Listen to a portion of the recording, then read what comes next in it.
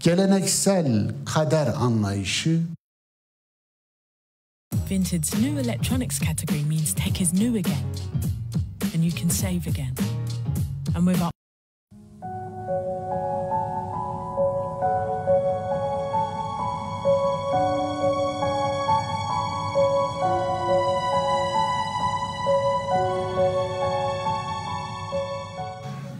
Euzubillahimineşşeytanirracim. Bismillahirrahmanirrahim. Elhamdülillahi Rabbil alemin. Vessalatu vesselamu ala Resulina Muhammedunil emin. Allah'ın rahmeti, bereketi, mağfireti, selamı ve selameti üzerinize olsun. Esselamu aleyküm. Değerli kardeşlerim, günümüz, dünümüz ve meçhul sonumuz mübarek olsun. Rabbim bizleri burada cem ettiği gibi, yarın büyük günde hesabını alın aklıyla verenlerden ve cennetinde cem ettiklerinden kılsın. Malumunuz, kendimizi yönetmek ana başlığı altında bu ribatta planladığımız 3 derslik sunumumuzun 3.'süne gelmiş bulunuyoruz. Birinci dersimizde meziyetleri yönetmek ana başlığını işledik. Bu ana başlığın alt başlığı olarak da yönetilmeyen meziyet rezilete dönüşür dedik. İkinci ders başlığımız zaaflarımızı yönetmekti. Dün beraberce bu dersimizi işledik.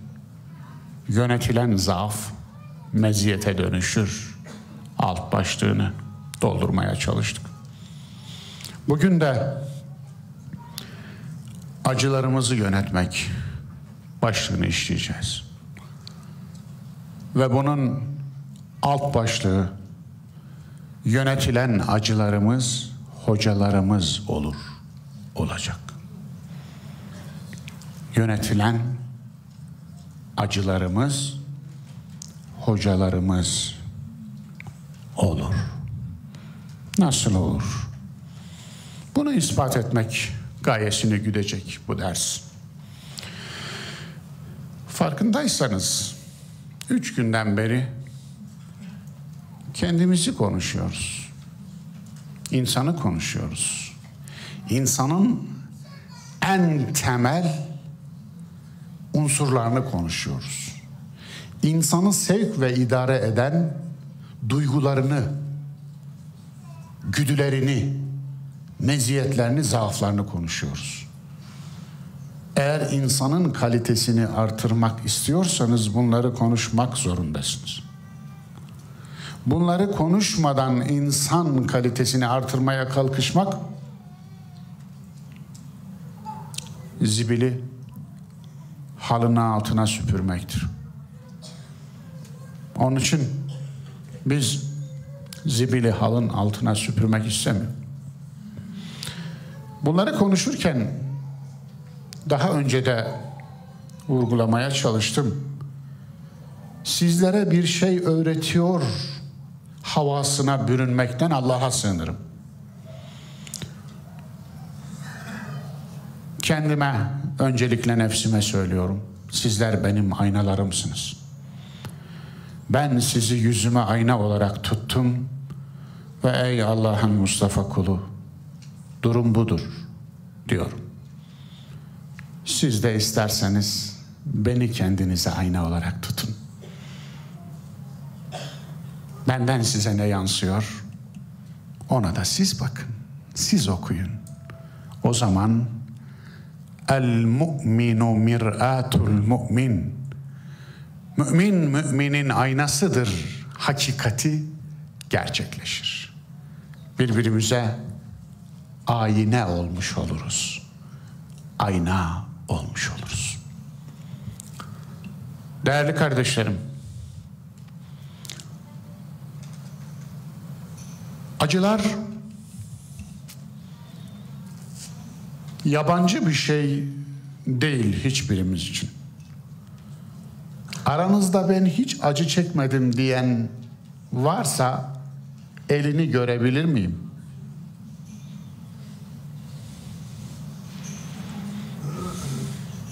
Demek ki yok. Yani hepiniz acı çektiniz. Böyle anlaşılıyor. Şunu söyleyeyim.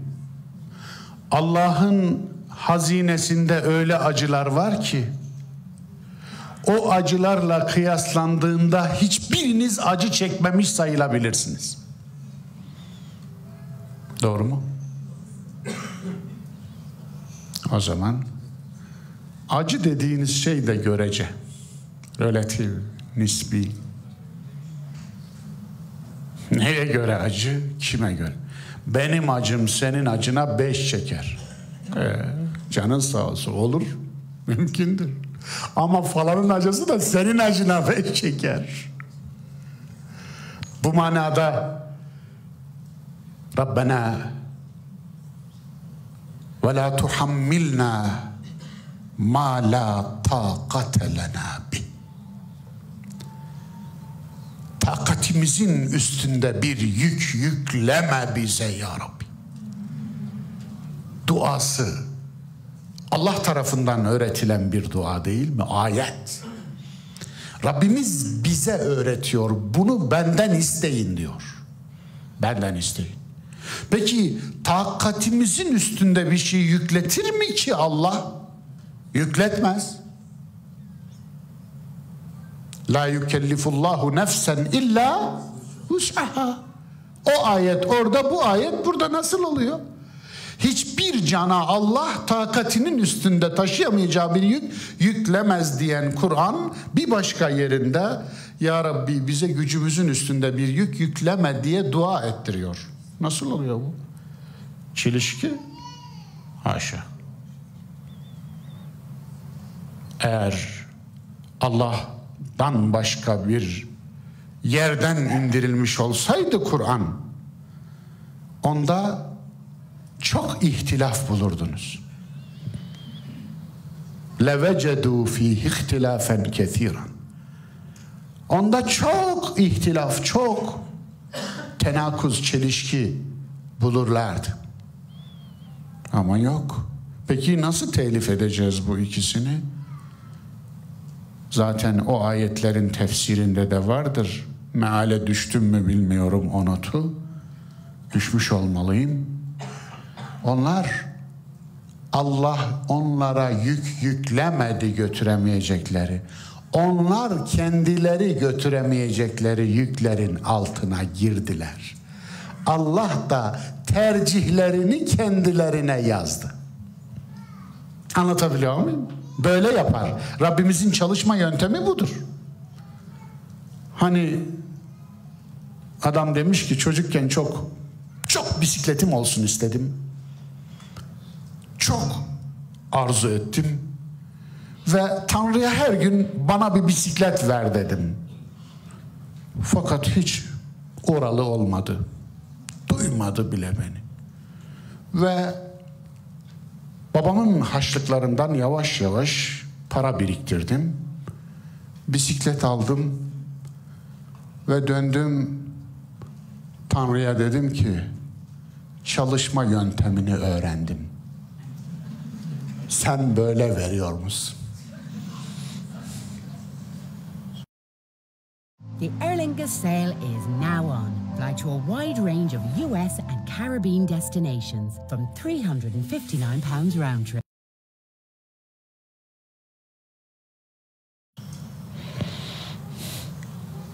Evet. Hala öğrenemedik. Farkında mısınız? Onun için de dualarımız tutmuyor. Çünkü dua etmiyoruz. Dua etmeyi ele hasrettik. Onun için tutmuyor. Oysa ya Rabbi bu elden gelen her şeyi yaptım. Elimden başka hiçbir şey gelmiyor. İşte ellerimi sana açtım. Budur. O zaman tutar. Hangi hayat acısız? Hangi gece yarasasız? Hangi gül dikensiz? Hangi yol yokuşsuz? Hangi güzel kusursuz? Hangi köy köpeksizdir ki? Dolayısıyla acısız bir hayat yok. Olmayacak. Olmasını da beklememek lazım. Onun için derdini sev.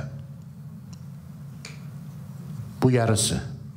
Yarısı da sevilecek derdin olsun. Yarısı derdini sev. Yarısı sevilecek derdin olsun. Hakimin Müstedrek'inde Allah Resulüne nispet ettiği o sözü burada tekrarlamalıyım.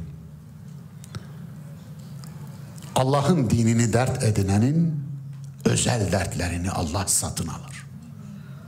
Allah'ın dinini dert edinmeyeni dertleriyle baş başa bırakır Allah. Ne halin varsa gör der gibi. Dolayısıyla derdini sev ama sevecek dertlerin olsun. Sevilecek dertlerin olsun. Derdini sevenler benim hemşehrim Seyrani gibi derler. Ey tabip elden gelirse yaremi gel emleme. Yar elinden gelmedir bu yareyi merhemleme. Ey hekim, ey doktor, elinden geliyorsa eğer gel bu yarama merhem sürme. Yani beni tedavi etme, zira bu yara yar elinden geldi, yar elinden gelen yaradan iyileşmek istenilmez. Çünkü yarın elinden gelen yara, yarın hatırasıdır. Şimdi böyle dedikten sonra dert dert midir? Ona dert denir mi? Yoksa dert derman mıdır? Derman arardım derdime, derdim bana derman imiş der o zaman. Dert ezeli kontenjandır derim. Atın heybesine değil, devenin hörgücüne benzer. Fark ne? Atın heybesi sırtını sallayınca düşer. Alırsınız, koyarsınız. Devenin hörgücü bedeninden bir parçadır. Sırt sallamakla hörgüç düşmez. Onun için dert kontenjandır. Bazıları zanneder ki Allah rolleri dağıttı. Geleneksel kader anlayışı bu sapma üzerine oturur. Allah rolleri dağıttıysa eğer bu zulümdür. Ebu Leheb'e ezelde Ebu Leheb'lik rolünü verdiyse mahşer günü, hesap gününde sen niye Ebu Leheb'lik yaptın diye soramaz. Sorma hakkı yoktur Allah'ın. Firavun'a ezelde firavunluk rolü vermişse mahşer gününde neden firavunluk yaptın diye soramaz. Adalete aykırıdır bu. Hakkaniyete aykırıdır bu. Bu işte rolleri dağıtmaktır. Geleneksel kader anlayışı Allah'a iftiradır onun için. Peki nedir? Allah rolleri dağıtmamıştır, tanıtmıştır.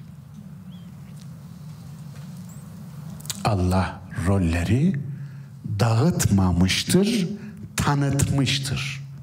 Bak, bu senaryoda kötü adam rolü var, şeytan rolü var, iblis rolü var, Firavun rolü var, Ebu Leheb rolü var, Musa rolü var, Adem rolü var, Nemrut rolü var, İbrahim rolü var ve Ebu Bekir rolü de var, Ömer rolü de var, Ali rolü de var.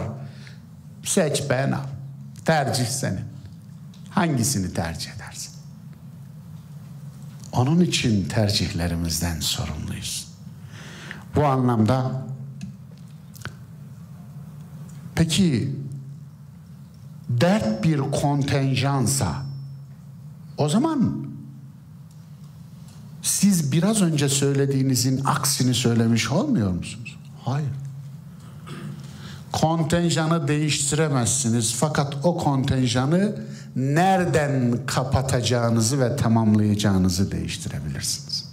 Belirleyebilirsiniz. Yani şu kadar baremlik bir dert kontenjanınız var.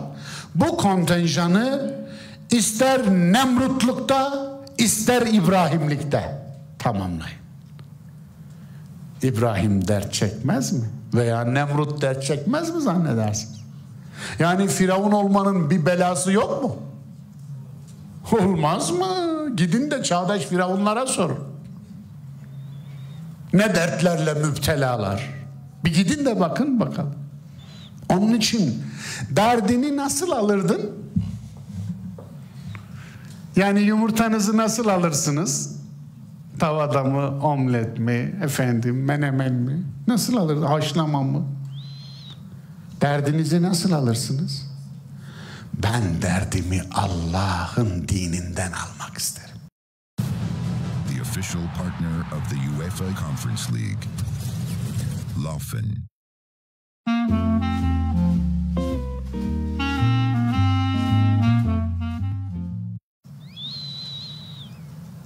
Ben derdimi bireysel, nefsimin, içgüdülerimin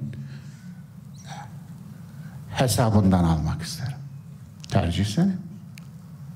Eğer nefsin peşine, içgüdülerin peşine, bencilliğinin peşine düşerek dert kontenjanını dolduracaksan çok ve çektiğinde yanına kalır.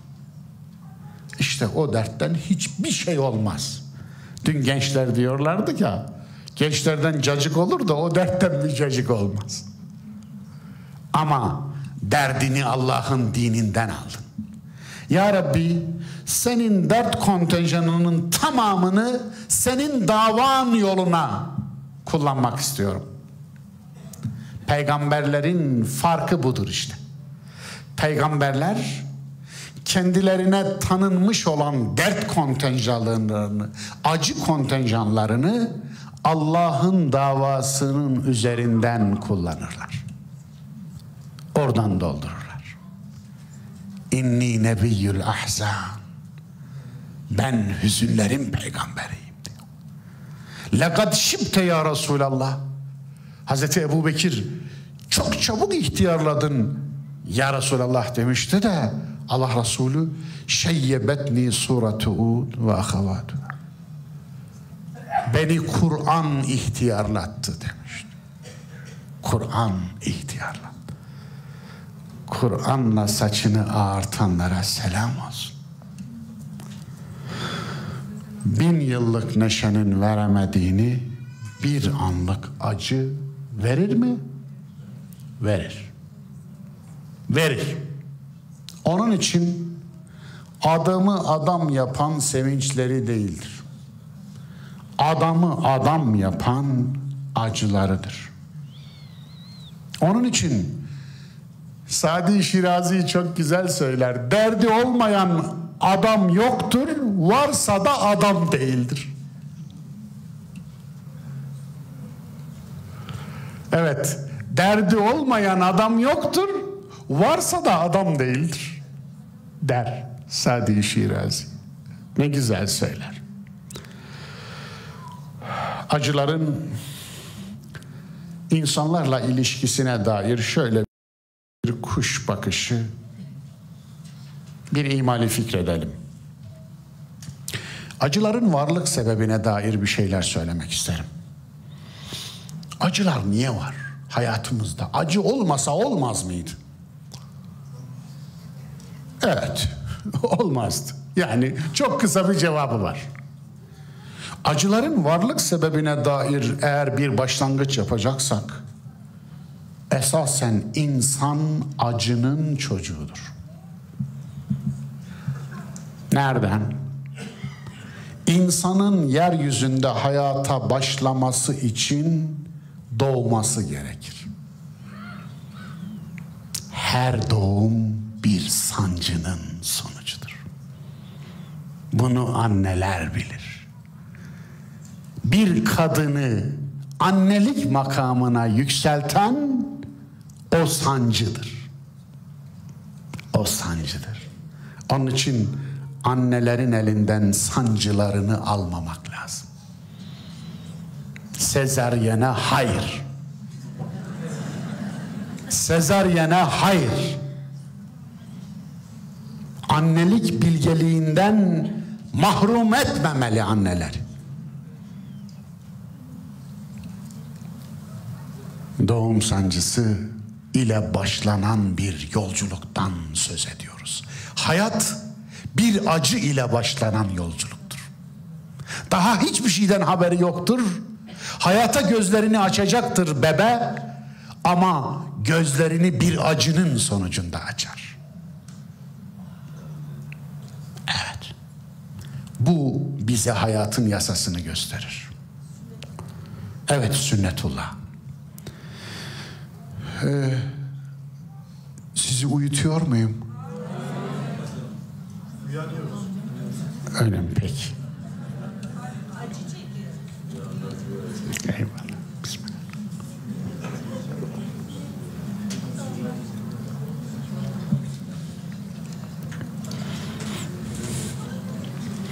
Bilgelik ağacının tohumu acıdır.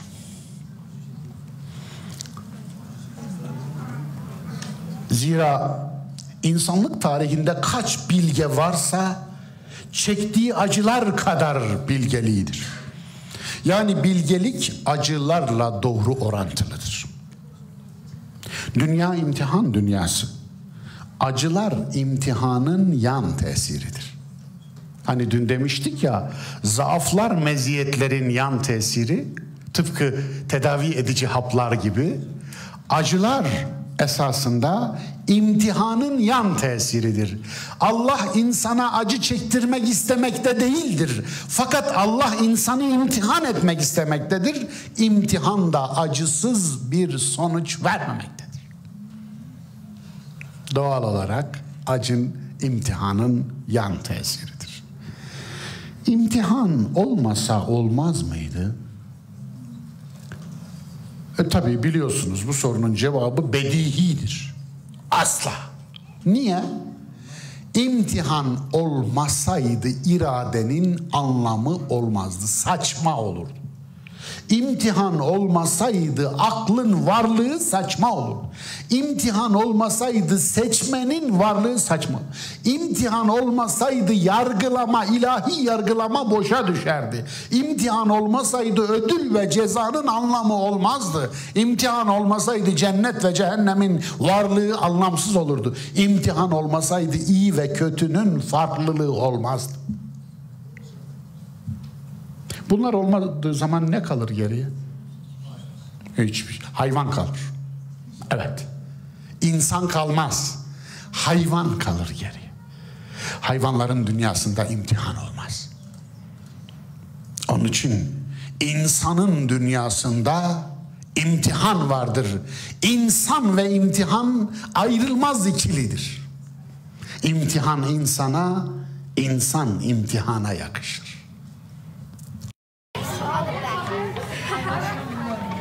Muller, love every bit. I can't believe you're making me drive all the way to Croydon. Well, what else? Yes, girls. I'm excited for this. Okay. What kind of music do we want? Zira insan tekamül eden bir varlık. Gittikçe kemale doğru yürüyen, olgunlaşan bir varlık. Ruhlar çocuk olmazlar. Çocukların ruhu da çocuk mudur diye sorun bana. Hayır. Çocukların ruhu da çocuk değildir. Peki ruhlar ne olurlar? Ham ve yetkin olurlar. Çocuk ve erişkin olmazlar. Ham ve yetkin olurlar. Bazılarının ruhları kendileri 60 yaşına gelir hala hamdır. Onlara ham ervah derler. Onun için kadim dilimizden beri gelen bu harika ifade çok güzel, tam cuk oturan bir ifade. Ham ervah, ham ruhlar, ruhu ham, olgunlaşmamış. Acıdır ruhu olgunlaştıran ateş. Tekamülün bir sırrı var. Nedir o? Esma-i Hüsna dersinden dikkatli dinleyenler hatırlayacaklardır. Kahhar isminden. Tekamülün sırrı zordur. Zorlama, zorlanma. İnsanoğlu tarihinde, uzun destanında 3,5 milyon yıl mı? 3,5 ila 4,5 milyon yıl veriyorlar şimdi ilgili disiplinin bilim adamları. 3,5 veya 4,5 milyon yıllık bu uzun destan sırasında ne kadar yol kat etmişse tekamül adına zorlanarak kat etmiştir. Her zorluk insana bir sıçrama yaptırmıştır. Onun için zorlanma olmasaydı tekamül olmazdı. Kahhar sıfatının tecellisi budur.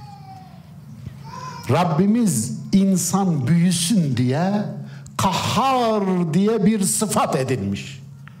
Ve bu sıfatla tecelli ediyor insana ki zorlansın da bir ileri aşamaya geçsin. Neydi? İnna halaknal insane fi ahseni takvim thumma radadnahu asfele safilin. İnsanı en güzel kıvamda yarattık. Sonra yolun başına getirdik. Dedik ki start veriyorum. Hadi bakalım bu yolu sen alacaksın. Aklınla, iradenle, vicdanınla, gayretinle, sayinle sen alacaksın bu yolu. Yani ben seni yola yöneltirim Allah olarak. Fakat dolmuşa bindirip de götürmem. Tramvaya bindirmem. Evet. Onun için peygamberler ne diyorlardı? De ki ben sadece bir uyarıcıyım. Evet. Ben sadece bir uyarıcıyım. Sen sadece bir uyarıcısın. Onlar üzerinde jandarma değilsin. Leste aleyhim bimussayt. Bütün bu ayetler, buna benzer Kur'an'da onlarca hatta yüzlerce ayet bulursunuz. Kul, de ki ben vekil değilim. Ben sizin üzerinize vekil değilim. Evet. Ve ma ana aleykum bi vekil. Dolayısıyla bütün bu ayetler, bütün buna benzer ayetlerle verilen şey, siz kendi yükünüzü kendiniz taşıyacak, kendi tercihinizi kendiniz yapacaksınız. Fakat Allah size yol göstermeye devam edecek. Hidayet budur. Acı çekiyorum, o halde varım.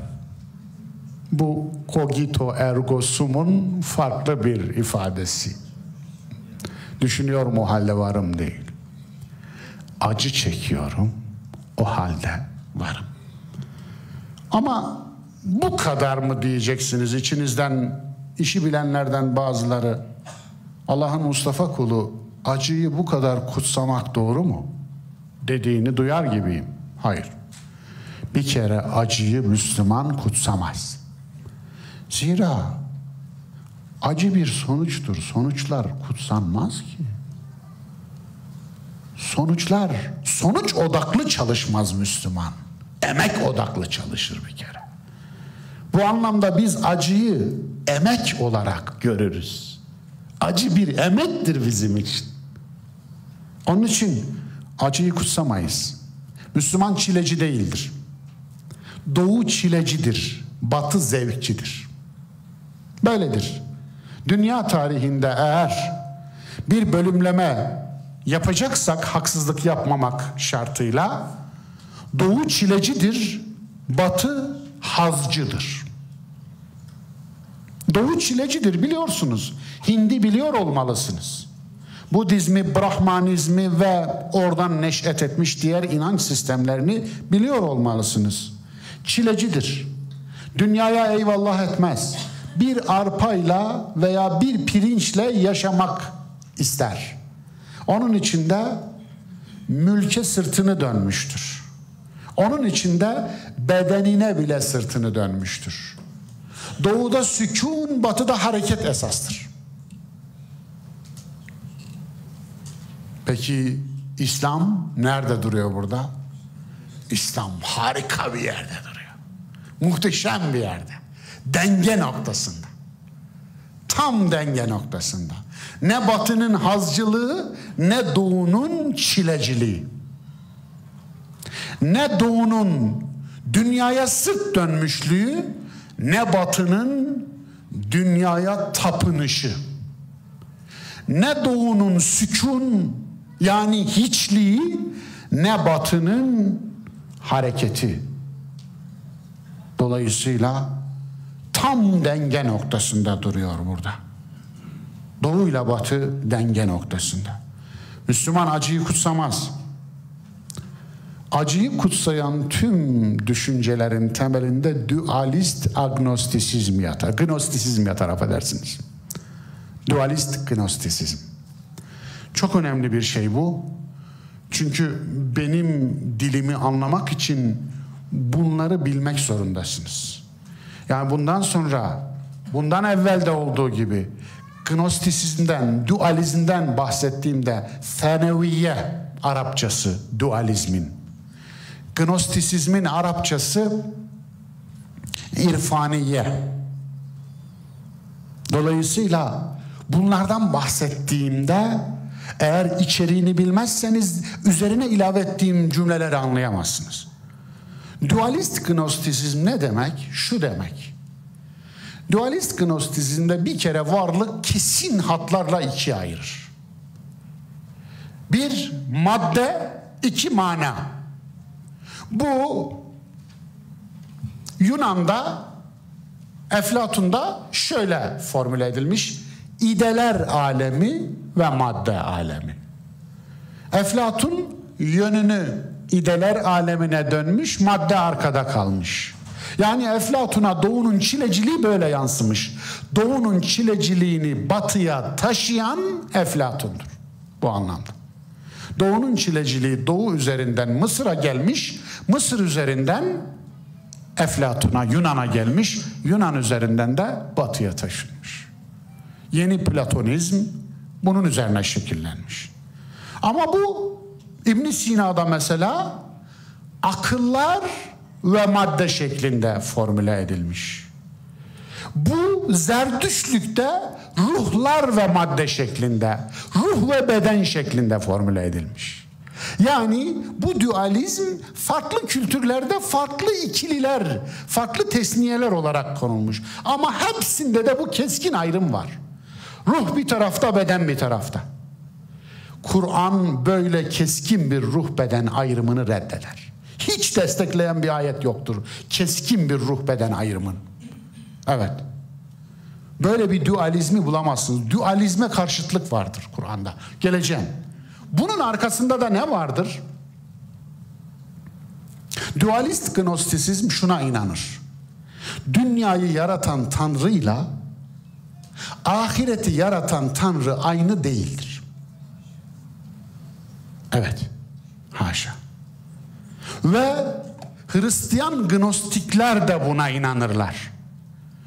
Dünyayı, bedeni yaratan Tanrı'yla ruhu yaratan Tanrı aynı değildir. Bedeni yaratan Tanrı kötülüğün tanrısı, ruhu yaratan Tanrı iyiliğin tanrısı. Dünyayı yaratan Tanrı kötülüğün tanrısı, ahireti yaratan Tanrı iyiliğin tanrısı. Maddeyi yaratan Tanrı kötülüğün tanrısı, manayı yaratan Tanrı iyiliğin tanrısı. İdeler alemini yaratan Tanrı iyiliğin tanrısı, dünyayı yaratan Tanrı kötülüğün. Böyle bir ayrım vardır. Dualist gnostisizm. Bu dualist gnostisizm birçok inançların içinde bir dal olarak hep vardır. Hristiyanlık gnostisizmi vardır, Yahudilik gnostisizmi vardır ve İslam gnostisizmi vardır. Bu anlamda. Bu neler ne belalara yol açtı onu söyleyeceğim. Şimdi şeytana tapan dediğimiz insanlar niye şeytana taparlar? Zardüştlükte şeytan, Ahuramaz'da ehrimen. Evet, biri iyilik, biri kötülük tanrısı. 2 tane. Ahuramaz'da ehrimen. Aslında iyilik tanrısı esas olandır. Kötülük tanrısı onunla savaşmak için vardır. Yani Zerdüştlük özü itibariyle muvahhiddir. Ama özü itibariyle, ta ilk özü itibariyle. Budizm de öyle. Ama bozulmuşlardır. Fakat 2 tanrılıdır. Ve bu çerçevede neye yol açıyor bu? Madde kötüdür, mana iyidir. Madde kötüdür. Engizisyon mahkemesi insanları yakma ile cezalandırırken Engizisyon başpapazının savunması neydi biliyor musunuz? Biz onları kötülük olan bedenlerinden kurtarıyoruz. With Vinted's new electronics category, you can save with peace of mind again and again. Shop pre-owned electronics today. Hayda! Allah adına zulüm nasıl işlenir? Bakış açısı o kadar önemli ki. Bakış açısı. Yamuk baktığınızda en korkunç zulümleri bile içselleştirebiliyorsunuz. En korkunç zulümleri bile kendi kendinize izah edebiliyorsunuz. Bu korkunç bir şey.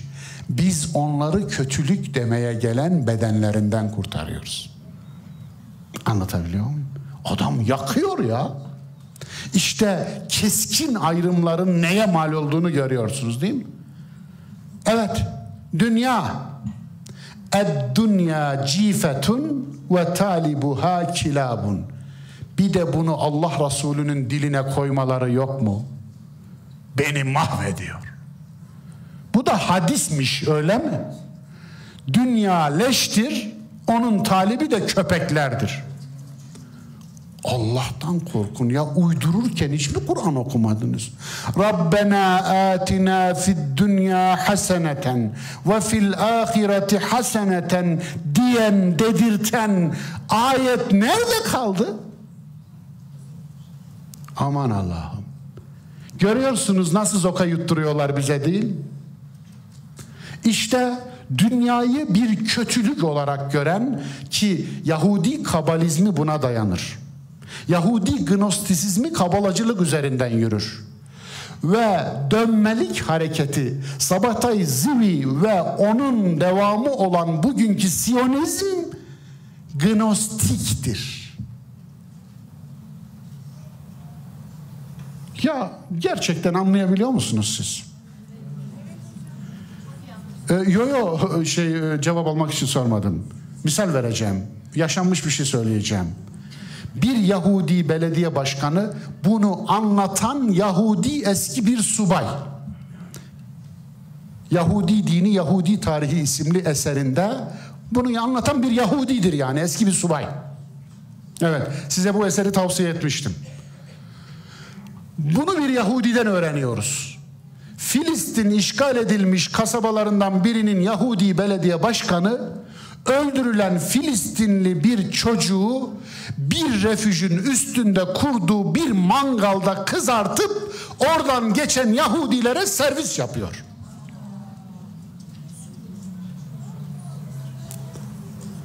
Bende öyle fotoğraflar var ki 17 senedir arşivimde, çocuklarıma dahi göstermedim. Tabii benden gizli açıp da görmedilerse, çünkü bilgisayarımın şifresi yok. Ben şifre koymuyorum, onlar şifre koyuyorlar, iyi mi?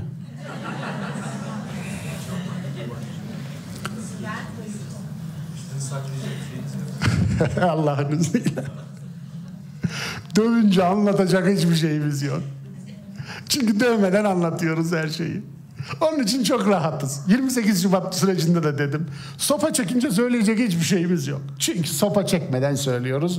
Söylediklerimiz söylememiz gerekenler zaten. Allah'ın emri bu. Onun için sopa çekseniz de söyleriz, çekmeseniz de söyleriz. Bitti. Bu anlamda evet, bunu bir insan nasıl yapar? Sabbatay Zivi Mehdiliğini ilan ettikten sonra bedenini satan bir hanımla evlendi. Kendisine niye böyle yaptığını soranlara kötülüğü artırmak için, bedenin kötülüğünü kanıtlamak için dedi. Dualist gnostisizmi görüyoruz. Anlatabiliyor muyum? Dolayısıyla Filistinlilerin bedenlerini acımasızca yok ederken onlar aslında gnostik davranıyorlar. Evet. Yani Filistinlileri kötülükten kurtarıyorlar. Dünya daha kötü olsun. Hani Tanrı'yı kıyamete zorlama var ya, o bunun bir sonucudur, bu düşüncenin. Bu düşüncenin. Yani bu dünyadan hayır çıkmaz. Maddeden hayır çıkmaz. Madde kötüdür. Maddeyi iyileştiremezsiniz. Onun içinde, maddi dünya içinde ahlaki ilke olmaz. Mantık bu.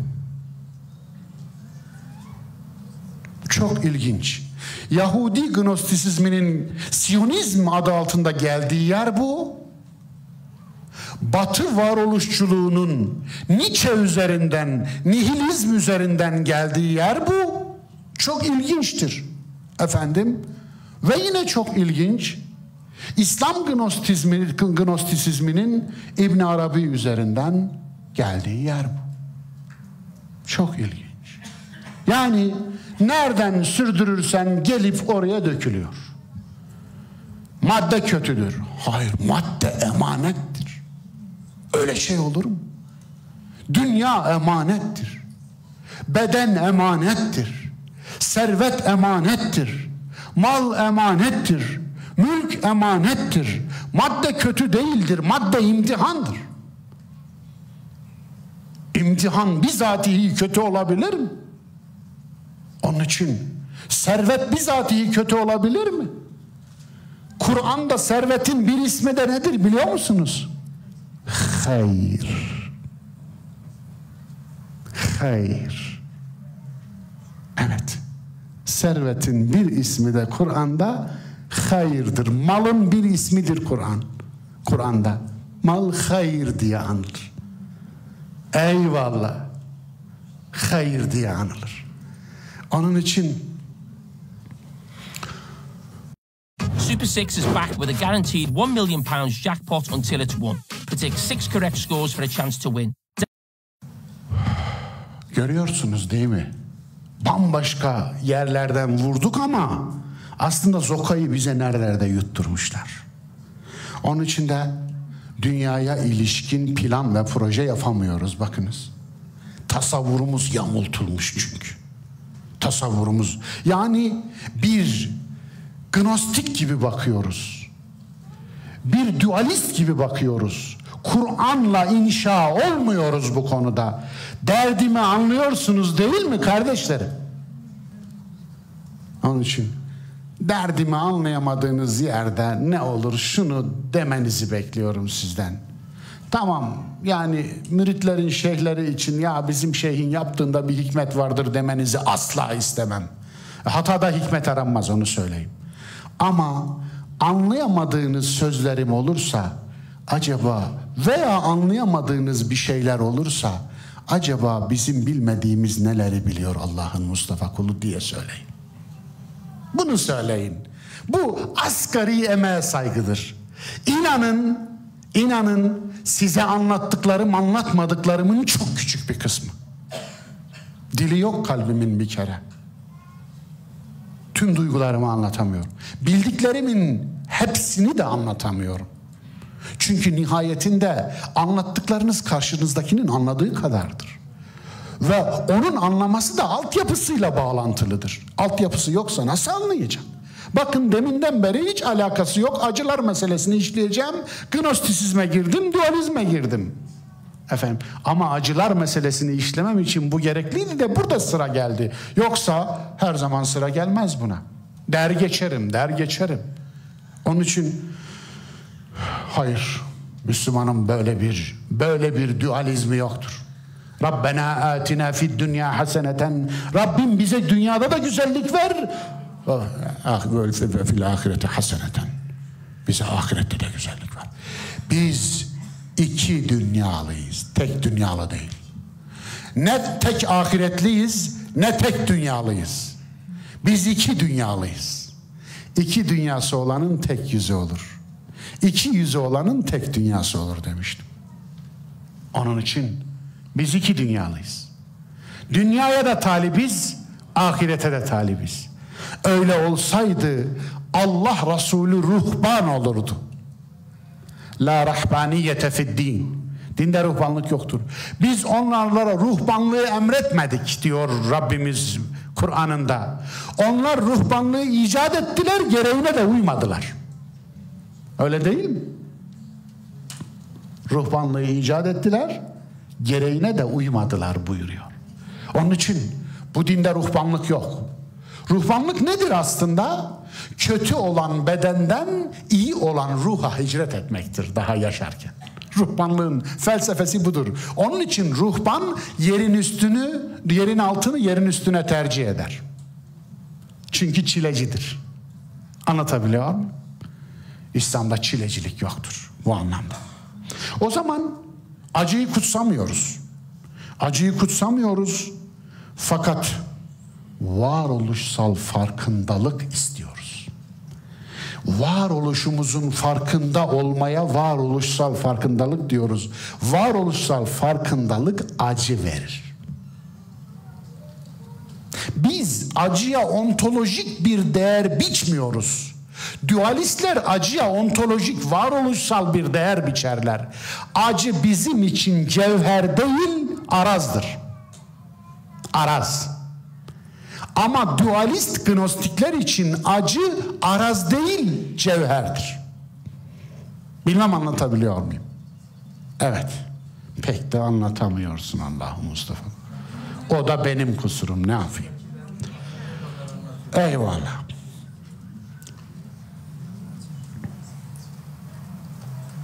Olgun. Kelime ne kadar güzel bir kelime. Olgun. Çok hoş bir kelime aslında. Olgun, yetkin.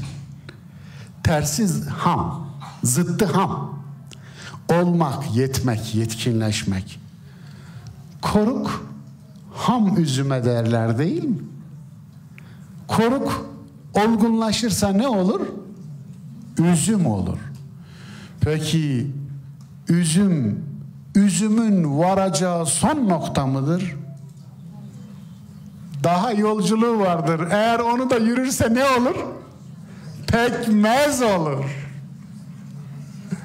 Atması gereken şeyler daha var. Pekmez de yolculuğa devam eder. İçindeki suları attığında pestil olur. Hatta biraz ileride dolaz olur. Dolazı kaçınız bilir ki? Efendim? Biraz daha yürürse pestil olur. Öyle değil mi? Görüyorsunuz değil mi? Koruktan pestile ne kadar aşama var? Ata geliyor, en özüne ulaşıyor. En özüne. Dolayısıyla insan da böyle. İnsan koruk olarak doğar. Eğer üzüm olmak istiyorsa güneşe maruz kalmak zorundadır. Ben güneşe maruz kalmak istemiyorum ama tatlanmak istiyorum. Git oradan. Git işine. Yat. Git yat. Senden sadece koruk turşusu olur. Başka bir şey olmaz. Ama tatlanmak istiyorsun fakat acı çekmek istemiyorsun. Nasıl olacak? Müthiş bir paradoks gibi geliyor ama değil. İlahi bir sünnet bu. Tatlanmak istiyorsan acı çekmek zorundasın. Çok üzülüyordum o günlerde. Çok. Efendim. İşte bundan 4-5 sene önce. Efendim. Muarızlarımın en ahlaksızca saldırıları karşısında günlerdir ne yazabiliyordum, ne konuşabiliyordum, ne... Yasemin Hanım geliyor, bakıyor böyle, biliyorum, gidiyor, ağlıyor orada. Ama yapamıyorum, hiçbir şey yapamıyorum. Bir gün geldi, cesaretini topladı. Ne yapıyorsun dedi. Tatlanıyorum dedi.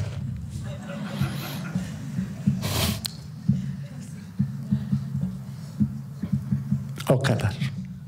Ne o konuştu ne ben konuştum. Tatlanıyorum dedim. Git. Tatlanırsınız bazen. Tatlanırsınız. Acı çekerek tatlanırsınız. Tatlanmak istiyorsanız acı çekersiniz. Onun için Allah sizi tatlandırmak istiyor. Ya ehlel beyt diyordu ya Ahzab suresinde. Allah sizi arındırmak istiyor. Temizlemek istiyor. Saflaştırmak istiyor. Siz arınmak istemiyor musunuz? Ya Rabbi beni terbiye etme mi demek istiyorsun? Demeyin böyle. Grip, stability, precision. That's the essence of driving. Laufen. The Red Roses, home for the Women's Rugby World Cup. England, meet England. Acıların kaynaklarına dair de bir şeyler söylemek lazım. Kendi tercihlerimizden kaynaklanan acılar var. Acıların 3 kaynağı var. 1. Kendi tercihlerimizden kaynaklanan acılar. Başkalarının tercihlerinden kaynaklanan acılar. İnsanın dahli olmayan acılar. 3 kaynağı var. Kendi tercihlerimizden kaynaklanan acıları çekmemiz tercihlerimizin kefaretidir. Anlaşılıyor değil mi? Harika. Zarar var mı? Yok. Tercih yapmışız, kötü bir tercih. Tercihimizin kefareti. O da harika. Ne güzel. Tercihimizden arınıyoruz, kötü tercihimizden. Yani burada ödüyoruz cezasını. Harika. 1. Başkalarının tercihlerinden kaynaklanan acılarımız. Nedir o? Kendi tercihlerimize örnek vermiyorum. Yani örneğe gerek yok orada. Başkalarının tercihlerinden. Siz öyle bir devlette yaşıyorsunuz ki o devleti yönetenler zulmediyorlar. O zulümden dolayı da o toplumun mutluluk katsayısı düşüyor. O toplumdan bela eksik olmuyor. Bu noktada size de paylar düşüyor. Yani gelip sizde buluyor. Oğlunuzu buluyor, kızınızı buluyor, eşinizi buluyor, dostunuzu buluyor. Bir toplumda yaşıyorsunuz, toplumsal ahlak ifsad olmuş. Bu ahlakın ifsad oluşundan dolayı gelip sizi bir pay buluyor. Oğlunuzu, kızınızı, torununuzu, yeğeninizi, kardeşinizi, şunu bunu buluyor. İşte sizin tercihiniz değil bu. Siz ahlaksız bir toplumdan yana değilsiniz. Ama böyle bir toplumun içinde yaşıyor olmanızdan dolayı siz de bir bedel ödüyorsunuz. Siz de bir acı çekiyorsunuz. Bunun gibi. Bunun gibi. İkinci tür acılar bu. Peki bu acılarla baş etmenin yolları da var. Vahiy size bu acılarla baş etmek için de bir takım mükellefiyetler yüklüyor. Nedir? El-emr bil-ma'ruf ve-nehy anil münker. Da've ilallah. Davet. İslami davet. Yani bunlar, işte bunlarla baş etmenin yolu. Üçüncüsü de insanın dahli olmayan acılar. Yani Allah'tan geldi dediğimiz şeyler. Allah'tan geldi. Ne yapabilirsin ki? Hiçbir şey yapamazsın. En sevdiğinizi gelir alır elinizden. İşte orada yapacak hiçbir şeyiniz yoktur. Allah'tan geldi. İnna lillah ve inna ileyhi raciun. Bitmiştir. Orada işte duracağınız ve Rabbinize yaklaşacağınız, kurban, sizi kurban eden, sizi kurban kılan, size kurbiyet kesbettiren acılardır onlar. Onlar mübarek acılardır. O acılara kurban olmak lazım.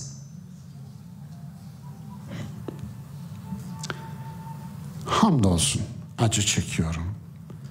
Merhamet, şefkati aktif hale getiren acıdır. Acı niye vardır? Eğer acılar olmasaydı insan merhameti pasif kalır, aktif hale geçmezdi. İnsan şefkati pasif kalır, aktif hale geçmezdi. Acı olmadan şefkat ortaya çıkmaz. Onun için acıların varlık sebebi insandaki şefkat ve merhamet potansiyelini ortaya çıkarmaktır. Sizi karşınızdaki, içinizdeki merhamet damarını ayağa kaldırmak için sizin acı çekmeniz gerekiyor. Acı çekmeden şefkat damarınız yekilmez. Eyvallah. Görüyorsunuz. Acı cevher değil arazdır demiştim. Bir yanıyla acı, öbür yanıyla tatlı olur. Acının tadı çıkarılır mı? Çıkarılır ya. Bir kardeşim geldi. Hocam dedi, yeni öğrendim, günlerim sayılıymış. Akciğer kanseri. Ne yapacağım? Bir şey diyeceğim ama dedim, yanlış anlamazsın diye. Söyle hocam dedim. Tadını çıkar dedim. Tabii ilk anda şok edici. Hatta biraz anlaşılmaz görünüyor. Tadını çıkar. Ama anladı beni. Sevinçten ağlaya ağlaya gitti. Ondan sonra 3-4 kere telefon etti. İstanbul'dan bir kardeşimiz. Tadını çıkarıyorum hocam. Denildiği gibi de oldu. 50-55 gün sonra gitti. Evet. Tadını çıkar. Ya yine bir kardeşimiz var. Aranızda onun eşi yaşıyor. Fatma bacımız burada. Fatma bacımızın Çorlu'dan nasıl gelip gittiğini bilmeyen bilmez. Bilen bilir. O gözyaşlarına ben şahidim. Eşinden uğrun uğrun gelir. Uğrun uğrun başını örter. Eve varınca veya onun gördüğü yerde açmak zorunda kalır. Bu ona öyle bir zor gelir. Öyle bir acı verir ki. Gözyaşları içinde gelir gider ta Çorlu'dan. Bir gün baktım bir beyefendi sizinle görüşmek istiyor hocam dediler. Buyursun dedim. Ben dedi falanın eşi olurum. Tabii içimden o sen misin dedim ama dışımdan bir şey demedim. Hocam haberleri yok dedi. Günüm sayılıymış, yeni öğrendim dedi. Henüz eşinin, çocukların haberi yok. Elhamdülillah. Fatma bacıma demiştim. Allah senin sabrınla onu da inşallah yetiştirecek. Öyle bir yetiştirdi ki güle güle gitti. Ben öyle daha gittim Çorlu'ya ziyaret ettim. Evlerine vardım vefat etmeden. Yetiştim yani. Yetiştim o darlık zorluk içerisinde bir fırsat bulup ve gönlünü aldım. Elhamdülillah. Onları Kur'an'a emanet bıraktı oğlunu, eşini gitti. Elhamdülillah. Aranızda bir Saide bacım var. Kanser olduğunu öğrendiğinde geldi. Elhamdülillah kansermişim hocam dedi. Aranızda istifade edin.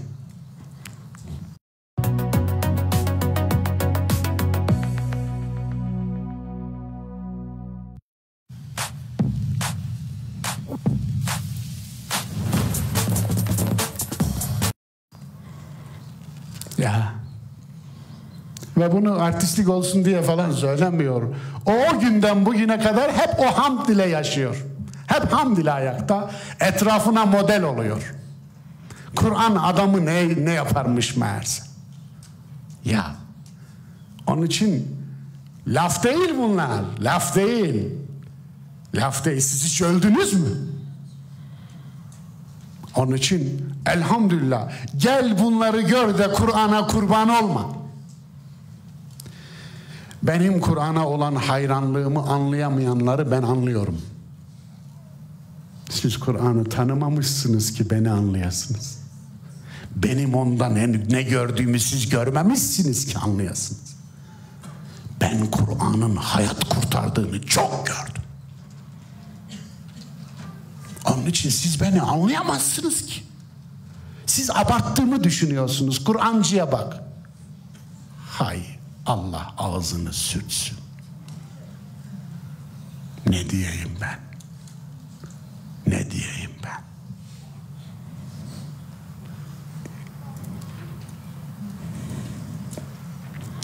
Acıların tadını çıkarmayı bilmeyen, tatlı anlarını, saatimin kordonu kopunca vaktin kordonu da koptu.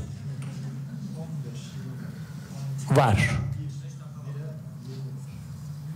Ne kadar oldu başlayalı?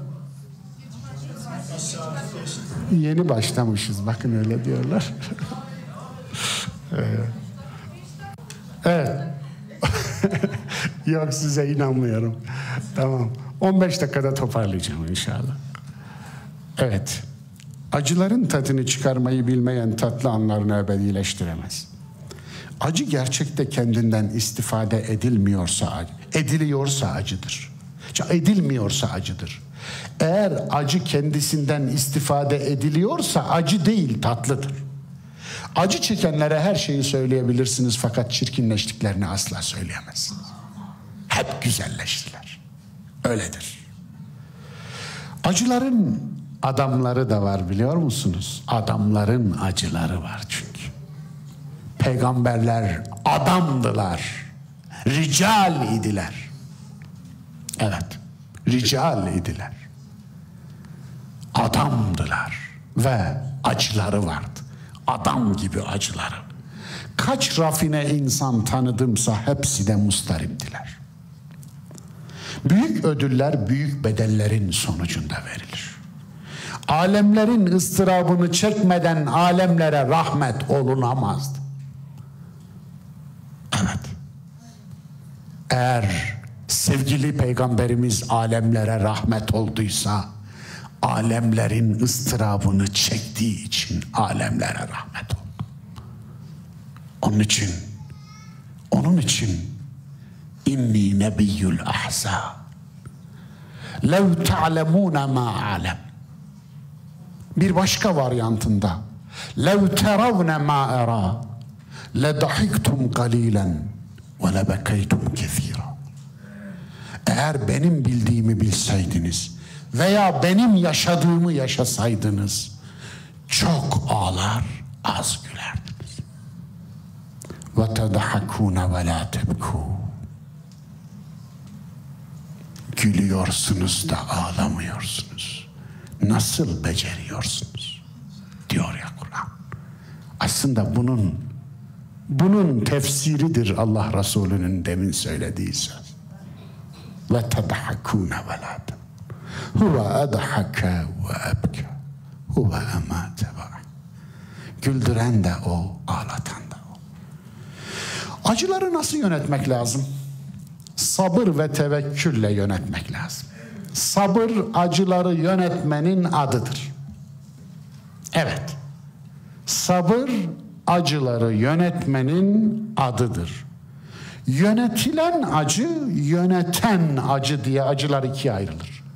Yöneten acı acıdır, yönetilen acı tatlıdır. Evet. Acıları akıl, irade ve vicdanla yönetmek lazım. Acıları iman ile yönetmek lazım. Zira iman en büyük imkandır. Acıları Allah ile yönetmek lazım. Esma-i Hüsna acıları yönetmenin bir başka yöntemidir.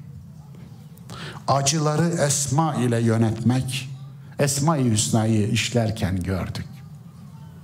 Hasbunallah ve ni'mel vekil. Alın vekil ismi üzerinden acı yönetmek. Hazreti İbrahim böyle yönetti, biliyorsunuz. Hasbunallah ve ni'mel vekil. Hasbiyallah ve ni'mel. Allah bana yeter. Allah bize yeter. Vekil olan Allah. O ne güzel vekil. Bu anlamda vekil ismi üzerinden acı yönetme öğretiliyor Kur'an'da. Acıları esma üzerinden nasıl yönetirsiniz? Bakınız. Allah yokmuş gibi konuşmak günahtır demektir. Hasbunallah demek. Allah yokmuş gibi konuşmayın. Onun için bu imkansız. Ben buna dayanamam. Ben bu acıya katlanamam. Allah yokmuş gibi konuştu. Ya ben bunu hak etmedim. Allah yokmuş gibi konuştu. Beni mi buldu? Allah yokmuş gibi konuştu. Dünyada bir ben mi vardım? Allah yokmuş gibi konuştun. Ben şimdi ne yapacağım? Allah yokmuş gibi konuştun. Eyvah. Allah var. Mullah, love every bit. By now we're up to 12 months to pay. Check. La tahzen. İnnallaha ma'ana. Mahzun olma. Allah bizimle var. Öyle diyordu ya Allah Resulü. Düşmanın ayak sesi işitilmiş, hatta arayanlardan biri kayanın üzerine çıkıp bevletmişti aşağıya, gölgesi mağaranın içine düşüyordu. Hazreti Ebubekir'e döndü, dedi ki, korkma ya Ebubekir. La tahzen dediği işte o. Üçüncüsü Allah olan iki kişiye kim ne yapabilir ki? Kim ne yapabilir ki? Bu işte. Acıları yönetmektir bu. O anda ölümle burun buruna olan bir Allah Resulü var. Onun için Hazreti Yakub'a baksanıza. Hazreti Yakup üzerinden Yusuf suresinde acıları yönetme dersi veriliyor. Ne diyordu? İnni eşku bethi ve huzni ilallah. Al sana Allah yokmuş gibi konuşmamak nasıl olur? Şimdi şikayet ediyor ama kimseye şikayet etmiyor. Kullara değil. Ben şikayetimi Rabbime arz ediyorum diyor. Hüznümü Rabbime arz ediyorum. Ben kimseye şikayet etmiyorum. Bunun açılımı aslında Taif dönüşü Allah Resulü'nde gördük. İlahi. Ne diyordu? Taif'te taşlanmış. Mekke'ye dönemiyor. Gidecek hiçbir yeri yok. Alemlere rahmet, alemlerde 1 metrekare yeri yok sığınacak. Nasıl bir imtihandır Allah'ım? İlahi. Eşku da'fe kuvveti ve qillete hayleti ve hevani aninna. Allah'ım, gücümün azaldığını sana şikayet ediyorum. Kuvvetimin bittiğini sana arz ediyorum. İnsanlardan bıktığımı sana arz ediyorum. Ya Rabbel alemin ve ya Rabbel müstadafin ve ya Rabbi ve limen tekilun. Ey ezilenlerin Rabbi, ey alemlerin Rabbi, ey benim Rabbim, beni kimlerin eline bıraktın? Buraya kadar ibre iniyor. Burada insan Muhammed'i görüyorsunuz. Yani kendisiyle bir an baş başa kalmış, ibre düşüyor. Bir anda işin farkına varıyor. لَوْ لَمْ تَغْدَبْنِي فَلَا أُبَالِي وَلَا تَكِلُنِي إِلَى نَفْسِي طَرْفَةَ عَيْنٍ. Orada ibre yükseliveriyor. Yani birden farkına varıyor. Lades dedirtmiyor. Yani inni le yuganu ala kalbi seestağfirullah fil yevmi 70 ev 100 merra. Yani işte le yuganu ala kalbi budur. Kalbime bir anlık gaflet gelir. Bir anlık gaflette düşüyor. Beni kimlerin eline bıraktığına geliyor. Düşmanın eline mi bıraktığına geliyor. Oradan birdenbire pik yapıyor. Yükseliveriyor ve eğer bana gazaplanmadınsa çektiğim hiçbir şeye aldırmıyorum Allah'ım diyor. Yeter ki beni nefsimle bir lahza baş başa bırakma. Bitti. Tekrar uçak yere çakılmadan, muhteşem değil mi? Ben bu peygamberi çok seviyorum. Eyvallah.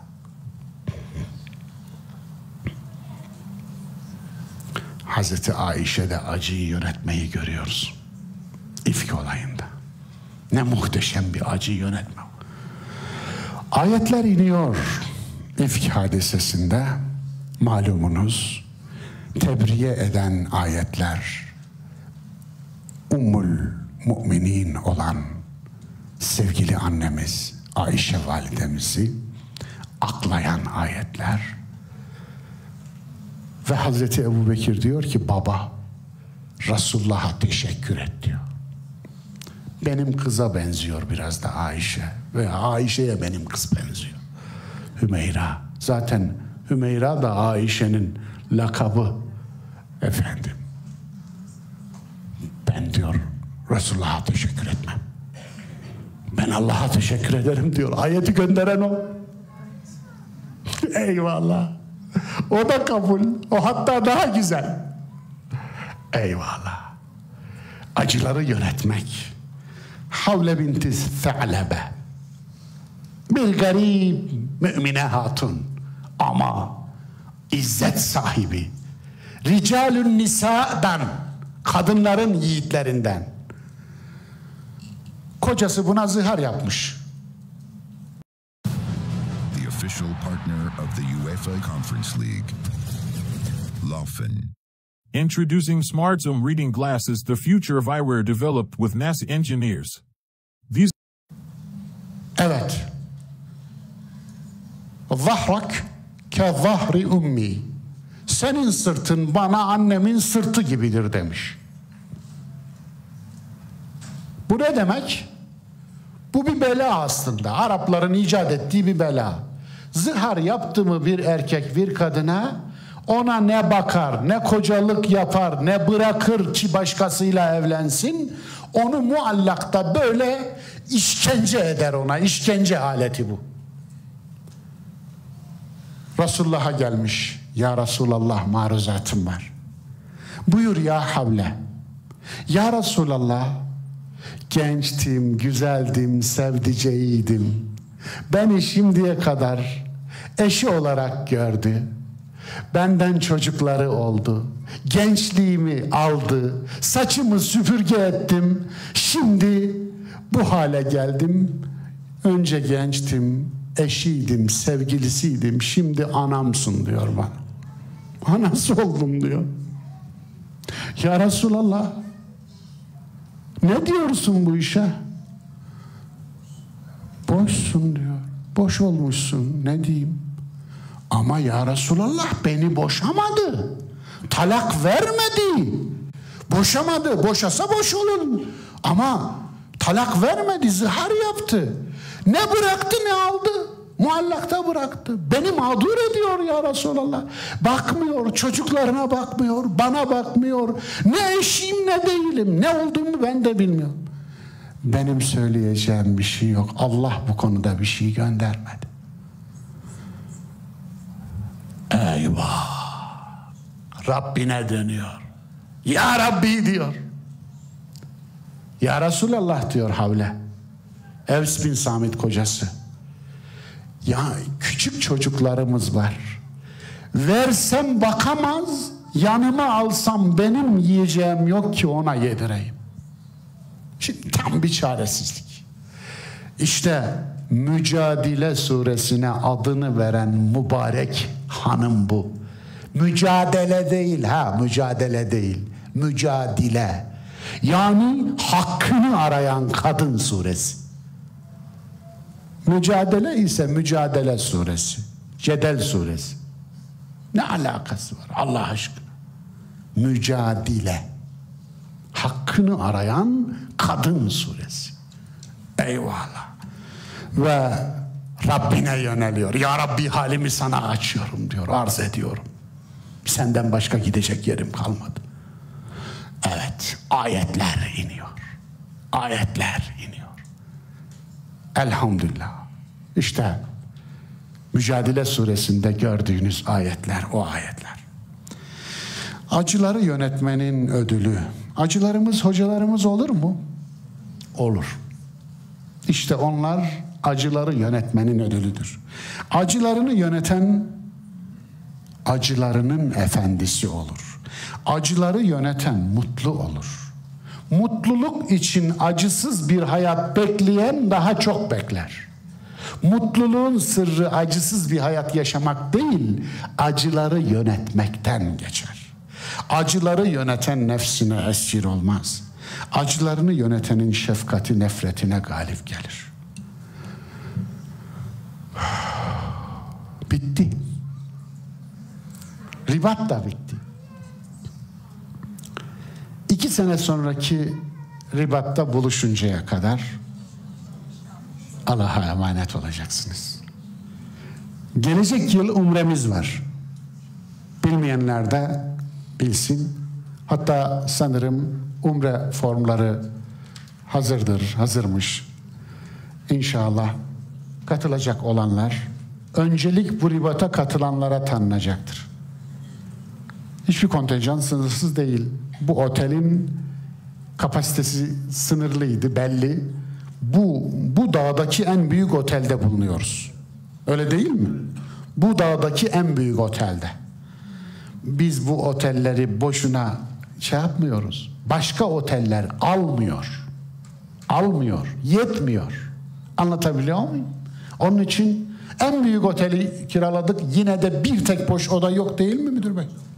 Bir tek boş oda yok. Talepler var, karşılayamadılar. Elhamdülillah. Bu da hamd edilecek bir şey. Ribatlara gelmek değil, ribatları götürmek için geldiniz değil mi? Onu söylemeyeyim. يَقْتَعُونَ مَا أَمَرَ اللّٰهُ بِهِ اَنْ يُوصَلَ.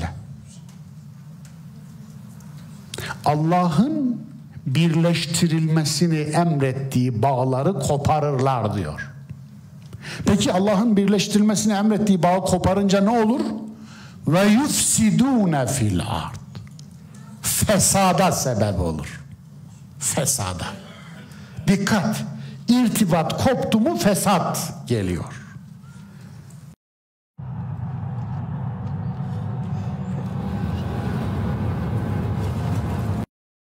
İrtibatı kesmeyelim. Klasik tabir. İrtibatı, ama irtibatı kesmeyelim mi şöyle anlamayın. Hocam irtibatı kesmeyelim dedi. Şimdi bir biçimde bir yolu düşürüp Allah'ın Mustafa kulunu şöyle bunaltalım oradan buradan. Hayır. Bunu yapmayın. Yani benimle ilişki kurmanın yolu bedenimle ilişki. Yani cismimle ilişki, maddemle ilişki kurmak değil. Fikrimle ilişki kurmak. Ekolümle ilişki, davamla ilişki, sevdamla ilişki kurmaktır. Öyle değil mi? Onun için fikri irtibatların en kavisi, en kalıcısıdır. Zira o ölür gider, fikirler kalır.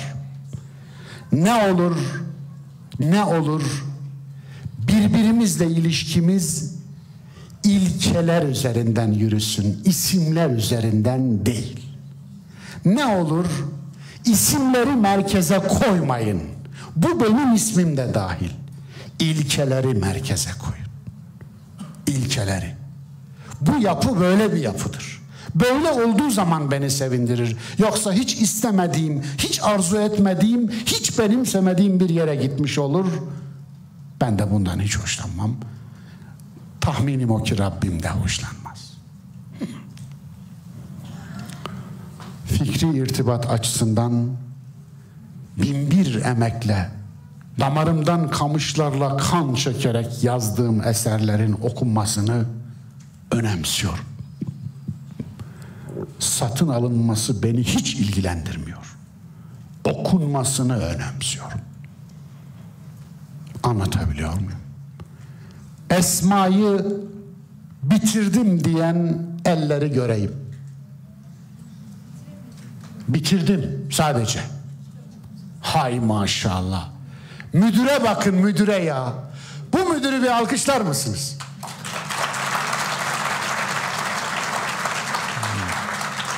Maşallah. Barekallah. Nasuhi Bey, tebrik ediyorum. Yüreğinden öpüyorum. Çok az.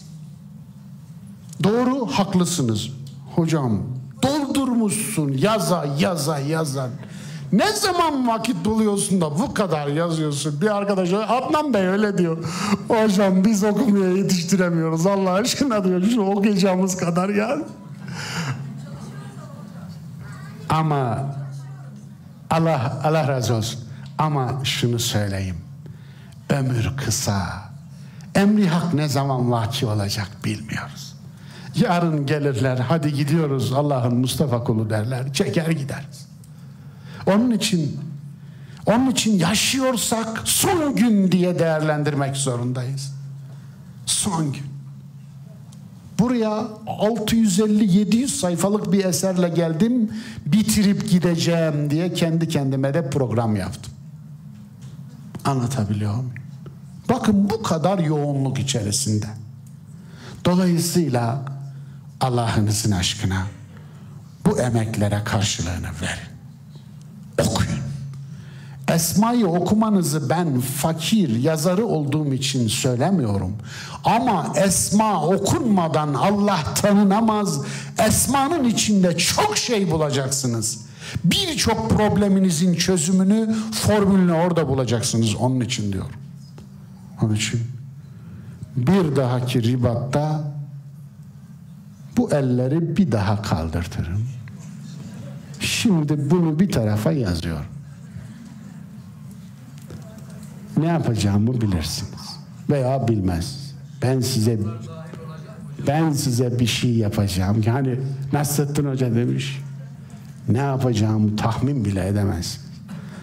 Şu eşeğimi bulun. Bulmuşlar neyse. Bulmasak ne yapacağız?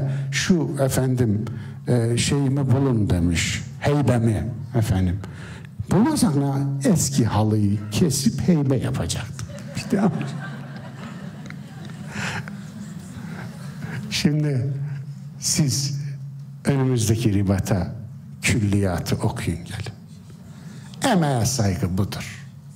Ben külliyatı okumanızı haşa yazarı nefsim diye nefsani bir sebepten tavsiye etmiyorum. İnandığım bu davanın temel yol taşları oradadır da onun için tavsiye ediyorum. Başka ne yapayım? İnanmasam yazmazdım. Yazdımsa yüreğimin damarından kamışlarla kan çekerek yazdım. Onun için Allah rızası için fikri irtibatı koparmayalım. Buyurun kardeşim. Evet. Eyvallah. Projemiz belli. Vahiy ile inşa olmuş aktif iyi insanları çoğaltmak. Projemizin adı bu. Evet. Vahiy ile inşa olmuş aktif iyi şahsiyetleri çoğaltmak. Güce ve nüfuza talip değiliz camia olarak. Güç ve nüfuz onu isteyenlerin olsun. Onun için bayılanlar var zaten. Onlara verdik onu. Neye talibiz? Hakka, hayra ve gönle talibiz. Kırık gönüllere talibiz. Mahzun gönüllere talibiz. Daha iyi bir dünya mümkün. Madem mümkün, neden daha iyi bir dünyada yaşamayalım? Daha iyi bir dünya mümkün. Madem mümkün, neden çocuklarımız daha iyi bir dünyada yaşamasın? Onlara daha iyi bir dünya bırakmayalım. Dünya bir Ninova. İslam ümmeti ise Ninova'dan kaçmış bir Yunus'tur. Evet. Ümmet için tespitim budur. Ümmet Ninova'dan kaçan bir Yunus'tur. Sorun şu, tevbe edecek miyiz? Etmeyecek miyiz? Dönüş yapacak mıyız? Yapmayacak mıyız? La ilahe illa ente subhaneke inni kuntu minez zalimin diyecek miyiz? Demeyecek. Mesele bu. Başkalarını suçlamak kolay. Biz kolay olanı tercih ediyoruz. Homeowners are getting solar panels with no upfront cost. Homeowners in council tax band C to G. Geçmişte Haçlıları suçladık. Ama bu mazeret bizi temize çıkarmadı. Bir dönem geldi Moğolları suçladık. Ama bu mazeret bizi temize çıkarmadı. Şimdi de Batılıları suçluyoruz. Haçlılar günahsız mıydı? Moğollar suçsuz muydu? Dünyanın en zalimleri. Batılılar yummuş yıkanmış mı? Ninova suçsuz muydu? Hazreti Yunus biraz da suç Ninovalıların bile demedi. İnni kuntu minaz-zalim. Bu başımıza nereden geldi? Dediler. Min indi enfusikum. Kendi yüzünüzden geldi. Kendi yüzünüzden. Tevbe tevhid ile başlar. La ilahe illallah. La ilahe illa ent. Başkalarını suçlayarak tevbe olmaz. Kusurumuzu biliyoruz Allah'ım. Sen bizi kusurumuzla kabul et demiyoruz. Bizi kusurumuzu hayra ve hakka tebdil edecek bir liyakatle donat diyoruz. Amin. Ya mu'in. Teşekkür ediyorum. Dinlediğiniz için Allah kabul etsin. Var olun.